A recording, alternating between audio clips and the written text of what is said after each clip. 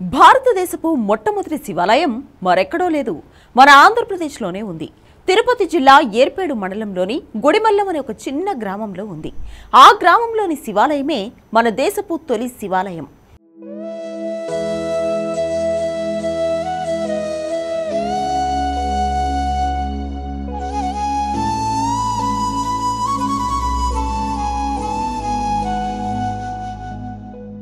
ఆ ఆలయాన్ని శ్రీ పరశురామేశ్వర స్వామి ఆలయంగా పిలుస్తారు.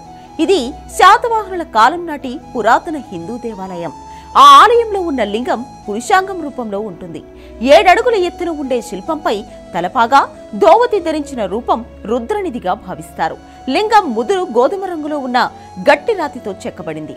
లింగాకారం ముందు ఒక చేత్తో మేకతలను, మరో చేత్తో నీటి కుండను పట్టుకుని యక్షుని భుజాలపై నిలబడిన రుద్రుడి రూపం కనిపిస్తుంది.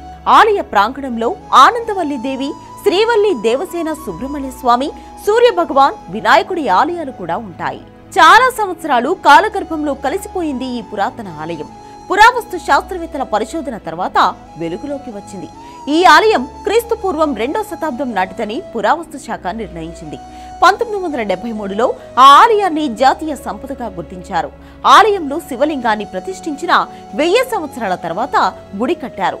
ఆలయ నిర్మాణానికి వాడిన రాతి ఇటుకలను బట్టి దీన్ని ఆంధ్ర శాతవాహనుల కాలంలో నిర్మించినట్లు గుర్తించారు. అంటే ఆ ఆలయం తిరుమల ఆలయం కంటే ప్రాచీనమైంది. ఇక్కడి శివలింగానికి పరశురాముడు పూజలు చేశాడని ప్రతీతి. ఆలయంలోని ఒక గోడపై ఆవు దగ్గర పాలు తాగుతున్న దూడబొమ్మను చెక్కారు. అది చాలా వింతగా ఉంటుంది. ఆవు, దూడతలలు చేతితో మూసేస్తే ఆ శిల్పం ఏనుగు రూపంలో కనిపిస్తుంది. శిల్పకళ సౌందర్యానికి నిలువుగా ఉన్న ఈ ఆలయంలో ఎన్నో శిల్పాలు ఆశ్చర్యపరుస్తున్నాయి.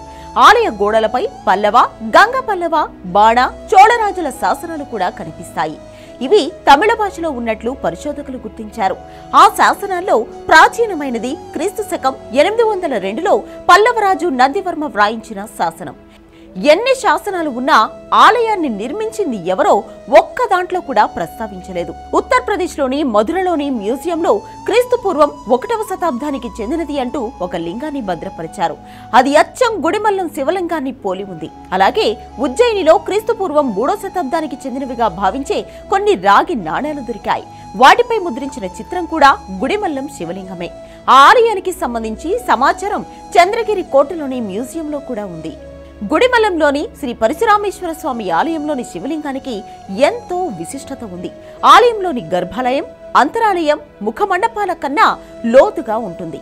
శివలింగం మానవ రూపంలో, అది కూడా ఒక వేటగాని రూపంలో ఎక్కడా కనిపించదు. ఆలయ నిర్మాణంలో కొంత శాతవాహన నిర్మాణ శైలి కనిపిస్తుంది.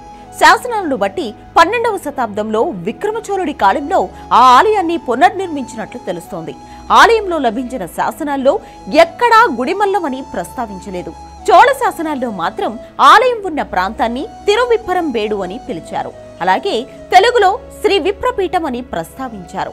ఆలయం పల్లవుల నిర్వహణలోకి వెళ్ళాక ఈ ప్రాంతం పేరు గుడిపల్లమైంది. కాలక్రమంలో అదే గుడిమల్లంగా మారింది.